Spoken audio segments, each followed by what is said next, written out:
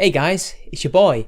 And I did promise you more content this week, and thus I'm recording yet another video straight after the video that you've just seen, I assume, whenever this goes up.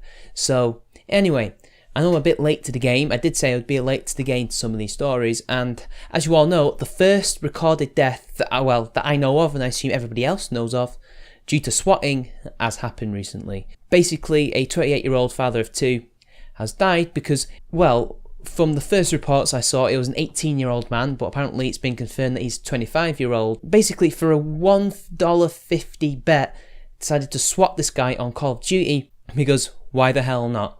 Because it's just a prank, bro.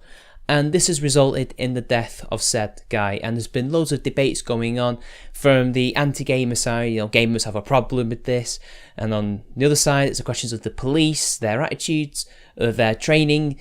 Did they have to kill him? Were they too trigger happy? And on the other side, how do we punish swatting? So I'm going to try and answer all three of those sides. For the anti-gamer side, it obviously does not reflect on all gamers. This is not a gaming community problem because hoax calls happen everywhere in every community. The police have constantly had a problem with hoax callers since, the police force first began in London in the 1820s.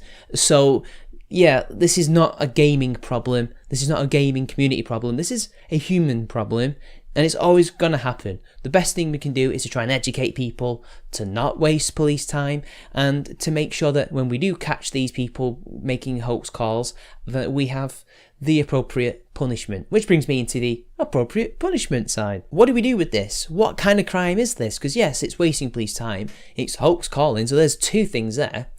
But it resulted in the death of a person. So what is this? Is it manslaughter? Or is it second degree murder? Or is there something else? Could it be willfully ignorant of somebody's life? There's maybe gross negligence, I think that's the term. Who knows? He certainly didn't mean for the man to be killed, which puts it in that second degree manslaughter type of thing. I don't know. This is a thing for the lawyers and the lawmakers to decide. But I would say, considering it has the chance of getting people killed, it could well be second degree to manslaughter charges. Because it goes a bit above and beyond the whole simple hoax calling. And for the police, I think there is a problem here. Because from what I've read and from what happened, he basically answered the door. The police had surrounded his house when they'd received this call. And they sent SWAT in first. Rather than, maybe send a few squad cars there to gauge what's going on.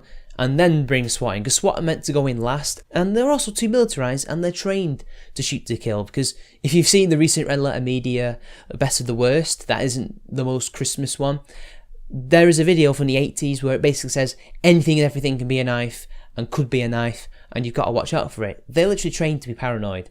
And what I don't understand is they surrounded him. He was unarmed, although I agree they didn't know that. So even if he did try to pull a gun out, nobody was probably going to get killed, because there's somebody covering all angles. The man would be dead before he even had a chance.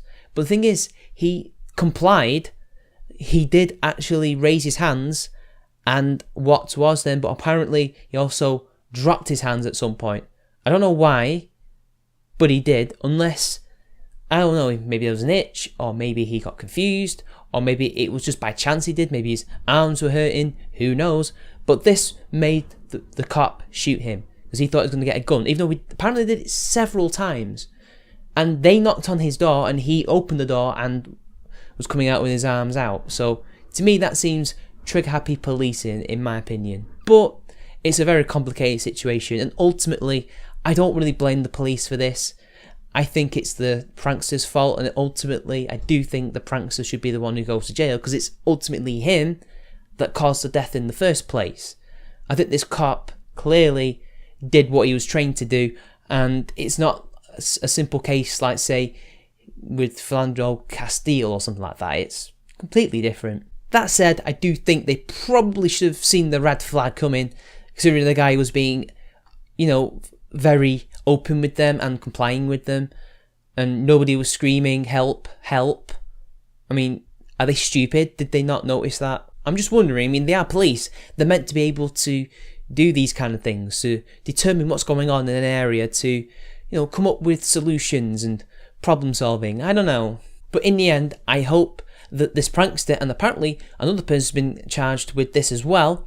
I hope these people go to jail for a very long time, at least for as long as a crime like this can, be reasonably punished for, because then it sends a message. Yeah, swatting, it's not allowed, because apparently 400 cases of this happen annually, so it's becoming a bit of a problem, and hopefully a harsh prison sentence could be a deterrent, but I don't know, we'll have to see. So until next time, people, it's been your boy, I'll see you later.